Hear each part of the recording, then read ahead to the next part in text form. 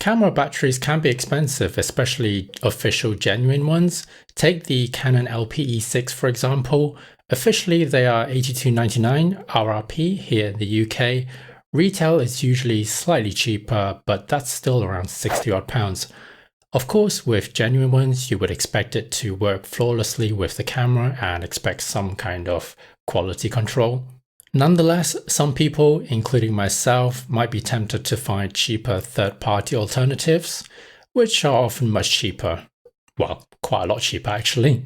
For example, this Powerextra package from Amazon comes with 2 LP-E6 compatible batteries and the dual USB charger, all just for $19.99.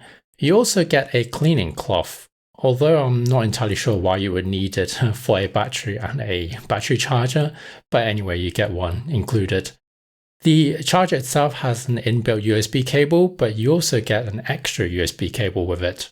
And the charger also has a nice little indicator for each of the battery to show you the capacity and the charging status.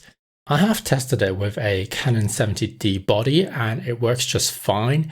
It didn't come up with any error messages, although I can't say for sure how long the charge will last compared to a genuine Canon battery, for example. That's because everyone uses their camera slightly differently, and also I'm mainly using it with my newly purchased Edelchrome motorized slider, which didn't come with any batteries, so I'm going to be using it with the slider rather than a Canon camera mainly, although they do work. Like I said, I have tested it. There are some inherent risks with these third-party batteries, as surely there must be some kind of cost cutting somewhere to achieve this price tag for everything you get, although I haven't found any major issues with them at the moment. Although only time will tell how long they will last per charge and overall longevity.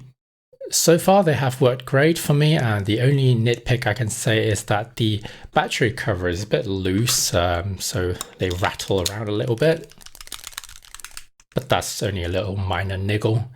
At the end, I think the risk is worth it for the price you pay for them, and the way I'm thinking is that at most they might not work or might not last as long as the genuine ones, but for the price I'm willing to buy a couple of these and just discard them, or if they really do suck. But so far they have been working fine, so I'm cool with that, except for this.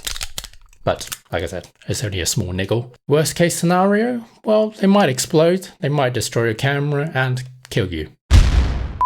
But that's probably not very likely. Anyway, that is all I have for you today. Thank you very much for watching as always. My name is Joe and I'll see you next time.